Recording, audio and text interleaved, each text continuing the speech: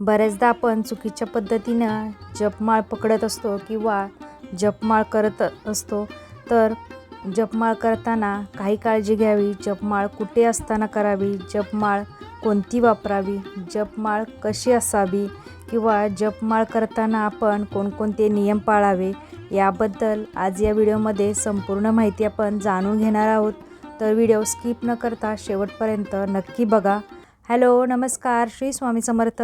मी रेश्मा तुम्हा सगळ्यांचं रेश्माच्या दुनियादारीमध्ये पुन्हा एकदा स्वागत करते. बाथरूममध्ये असताना किंवा शौचालयात असताना देवाचा जप कधीही करू नये. आपली जपमाळ कोणालाही दिसू देऊ नका. जप करताना डोक्यावर काहीतरी झाकण असावे किंवा पदर, ओढणी, चुंदरी, टोपी असं काहीतरी असावं. जपमाळेवर जप केल्यानंतर प्रथम कपाळाला लावून डावे नेत्राला लावावी, नंतर उजव्या नेत्राला लावावी. बरेच जण जप करतात, पण जर तो योग्य पद्धतीने केला तरच त्याचे आपल्याला संपूर्ण फळ मिळते.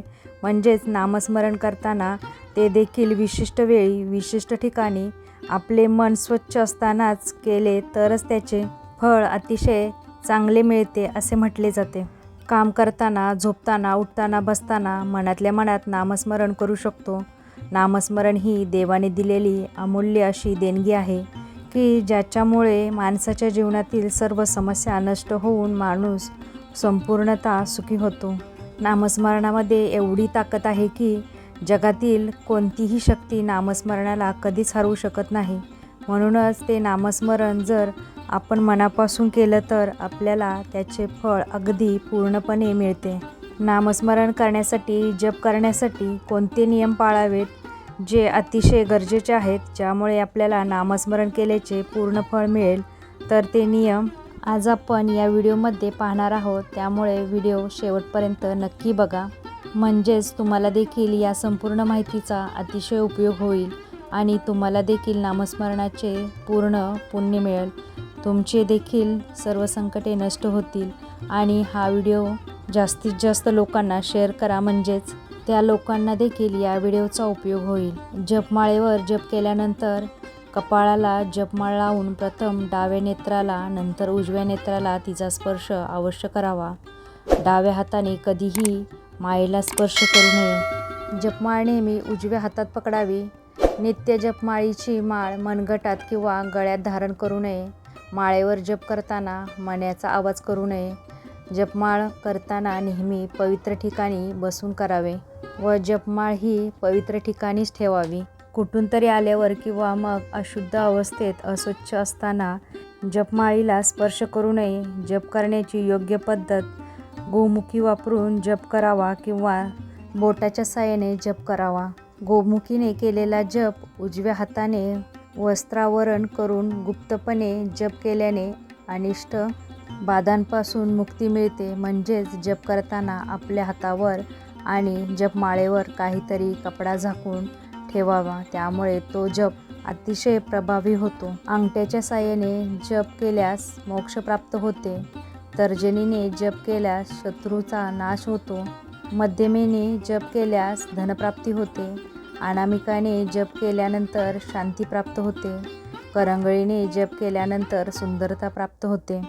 जपाची सुरुवात मेरुमणीपासून करावी, मात्र शेवटी मेरुमणीला ओलांडून पुढे जाऊ नये. जप जर पुढे चालू ठेवायचा असेल तर उलट्या क्रमाने पुन्हा मेरुमणीकडे यावे.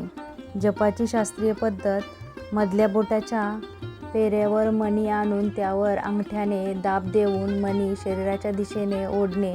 या प्रक्रियेमुळे विद्युत शक्तीची निर्मिती होते. अंगुष्ठ मध्यभा योगात सर्वसिद्धी प्रसादने. मंत्र महार्णव अंगठा व मध्यमेने जप केल्याने सर्वसिद्धी प्राप्ती होते असा याचा अर्थ होतो. जप करताना डोक्यावर काहीतरी झाकण असावे, यामुळे आपल्याला जप केल्याचे पूर्ण पुण्य मिळते. अन्यथा तो जप आकाशात जातो असं म्हटलं जातं. जप पूर्ण झाल्यावर माळ जमिनीवर न ठेवता तामणात किंवा देवाच्या आसनाजवळ ठेवावी. तसेच खुंटीवर किंवा उघड्या जागेत सहज कोणाच्याही दृष्टीत पडेल अशी न ठेवता चंदनाच्या, लाकडाच्या किंवा हस्तदंतीच्या डब्यामध्ये ठेवावी. ही माळ पूर्वी कोणीतरी वापरलेली नसावी स्वतःसाठी वेगळी नवीन माळ असावी. जपमाळेची रचना पुढीलपैकी 2 प्रकारे असावी. प्रत्येक मणी तांब्याच्या तारेत अंतर सोडून गुंफलेला असावा किंवा गाठ नसलेल्या धाग्यामध्ये गुंफलेला असावा. जपमाळेचा मणी फार बारीक अथवा मोठा नसावेत. प्रत्येक मणी बोटाने सहज ओढता येईल असा असावा. सर्वसामान्य जपमाळेत 108 मणी असतात. मध्यभागी एक मोठा मणी असतो, मेरुमणी. जपमाळेतील 108 मणी विद्युतशास्त्रात 108 या अंकाचा खुलासा मिळवतो. प्रतिदिन जपाच्या मंत्राची निश्चित संख्या ठरवावी व जप करावा. जप करताना शक्यतो सकाळी ब्रह्ममुहूर्तावर जप करावा. तो अतिशय फायदेशीर ठरतो, कारण ब्रह्ममुहूर्तावर जप करताना आपले मन अतिशय शुद्ध व पवित्र असते आणि देवी शक्ती देखील जागृत असतात. त्यामुळे ब्रह्ममुहूर्तावर केलेला जप अतिशय शुभ आणि फलदायी होतो. जपमाळ ही सदैव स्वच्छ ठेवावी. तिची व्यवस्थित काळजी घ्यावी, कारण आपण प्रभावशाली मंत्राचा जप त्या जपमाळेवर करत असतो. त्याचे फळ आपल्याला मिळवण्यासाठी जपमाळेची देखील व्यवस्थित काळजी घेणे, ती स्वच्छ ठेवणे, व्यवस्थित ठेवणे तितकेच गरजेचे आहे. जप करण्याकरिता गोमुखीचा उपयोग करावा. जपमाळ लोकांना दिसू देऊ नये असे म्हटले जाते, म्हणून जपमाळ आपल्याला घरामध्ये अशा ठिकाणी ठेवावी जिथे ती कोणालाही दिसणार नाही. मग तुम्ही एखाद्या बॉक्समध्ये ठेवू शकता किंवा एखाद्या ड्रॉवरमध्ये ठेवू शकता किंवा एखाद्या कपड्यामध्ये गुंडाळून ठेवू शकता. जी कोणालाही दिसणार नाही, कोणाच्याही नजरेत पडणार नाही अशी ठेवावी.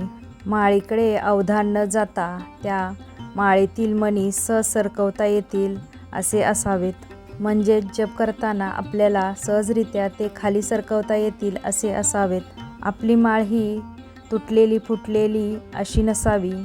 मधल्या बोटाच्या पेऱ्यावर माळ ठेवून अंगठ्याच्या टोकाने मणी सरकवावेत. सवयीने ते अंगवळणी पडते. जर तुम्ही दररोज जप करत असाल तर या गोष्टींची तुम्हाला सवय होऊन जाईल आणि तुमची जपमाळ पूर्ण होईल. बोटाने मणी सरकवला जातो.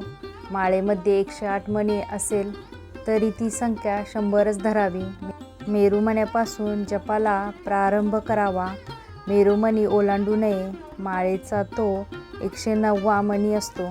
जप झाल्यावर माळ पोथीत अथवा कपड्याच्या पिशवीत ठेवावी. पिशवी लहान व स्वच्छ असावी. ती माळ कोणालाही दिसू नये अशीच ठेवली पाहिजे. माळेमध्ये सामावलेला मंत्रशक्ती तसेच सामावून राहते. ती इतरांच्या नजरेस पडू देऊ नये, म्हणून माळ कोणालाही दिसणार नाही याची काटेकोरपणे काळजी घ्या. जर तुम्ही बाथरूमला गेला असाल किंवा बाथरूममध्ये आंघोळ करत असाल तर देवी माता लक्ष्मीचा कधीही जप करू नये.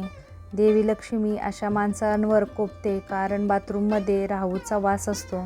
बाथरूममध्ये राहूचा वास असल्यामुळे बाथरूममध्ये किंवा शौचालयामध्ये माता लक्ष्मीचं नाव किंवा जप करू नये.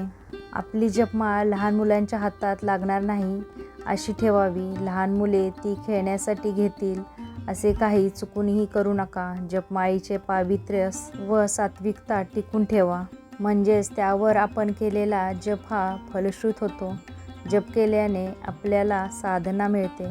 त्या माळीमध्ये जी सात्विकता असते ती टिकून राहिली पाहिजे. म्हणूनच जपमाळीला इकडे तिकडे कुठेही ठेवू नये. ती देवांच्या शेजारी ठेवा किंवा मग देवांच्या आसनाखाली ठेवा. म्हणजेच तुमच्या देवघराला जर ड्रॉवर असेल तर त्या ड्रॉवरमध्ये देखील तुम्ही ती जपमाळ कपड्यामध्ये गुंडाळून ठेवू शकता. परंतु उगीच इकडे तिकडे भिंतीवर अडकून किंवा मग अस्वच्छ ठिकाणी ठेवू नका. जमिनीवर तर मुळीच ठेवू नका. धर्मशास्त्रानुसार जप करण्यासाठी जी माळ उपयोगात आणली जाते त्यामध्ये 108 मणी का असतात? माळेमध्ये 108 मणी का असतात यामध्ये देखील धार्मिक आणि वैज्ञानिक कारण आहे. रुद्राक्षाची माळ, तुळशीची माळ, स्फटिकाची माळ किंवा मोत्याची माळ या माळेवर जप केल्यास चमत्कारिक प्रभाव बघायला मिळतो. या माळेने एखाद्या मंत्राचा जप केल्यास कोणतेही कठीण कार्य सिद्धीत जाते. तुळशीची माळ ही माळ विशेषतः भगवान विष्णूंच्या मंत्राचा जप करण्यासाठी वापरली जाते. याशिवाय भगवान राम, श्रीकृष्ण यांच्या मंत्राचा जप करण्यासाठी देखील तुळशीची माळ वापरली जाते. कारण धार्मिक ग्रंथानुसार भगवान श्रीकृष्ण, भगवान राम हे सगळे विष्णूंचेच अवतार आहेत. म्हणून विष्णूंचा जप करण्यासाठी तुम्ही तुळशीची माळ वापरू शकता. स्फटिकाची माळ माता दुर्गेच्या सर्व रूपांच्या मंत्रांच्या जपासाठी वापरली जाते. याशिवाय तुम्ही धनाची देवी माता लक्ष्मी आणि विद्येची देवी माता सरस्वती यांचे मंत्र उच्चारण्यासाठी देखील स्फटिकाची माळ वापरली जाते. रुद्राक्षाच्या माळेने भगवान शिवाचा जप करणे शुभ मानले जाते. रुद्राक्ष हे भगवान शंकराचे रूप आहे. या माळेने महामृत्युंजय आणि लघुमृत्युंजय मंत्राचा जप करावा. रुद्राक्ष जपमाळेत 108 मणी असतात. या 108 मण्यांचं धार्मिक महत्त्व खूप आहे. कमळगट्ट्याची माळ ही माळ माता लक्ष्मी आणि माता दुर्गा यांच्या मंत्रांसाठी वापरली जाते. कमळगट्टा जपमाळेत देखील 108 मणी असतात. देवांच्या नामस्मरणासाठी मंत्र जप हा सर्वश्रेष्ठ उपाय आहे. म्हणूनच पुराणात काळापासून तपस्वी ऋषीमुनी संत हा उपाय मानतात. जपासाठी माळेची आवश्यकता असते. याशिवाय मंत्र जपाचे फळ प्राप्त होऊ शकत नाही. रुद्राक्षाची माळ जप करण्यासाठी सर्वश्रेष्ठ मानली जाते. रुद्राक्ष साक्षात महादेवांचे प्रतीक आहे. रुद्राक्षामध्ये सूक्ष्म कीटाणू नष्ट करण्याची शक्ती असते. रुद्राक्ष वातावरणातील सकारात्मक ऊर्जा ग्रहण करून साधकाच्या शरीरात पोचवतो. शास्त्रामध्ये असं सांगितले आहे की देवांच्या पूजेसाठी आसन खूप महत्त्वाचं आहे. त्यानंतर दान पुण्य आवश्यक आहे. याच प्रकारे माळेशिवाय संख्याहीन केलेले जपाचे पूर्ण फळ प्राप्त होत नाही. यामुळे जप करताना माळ असणे आवश्यक आहे. जप निश्चित केलेल्या संख्येच्या आधारावर केला तर योग्य राहतो.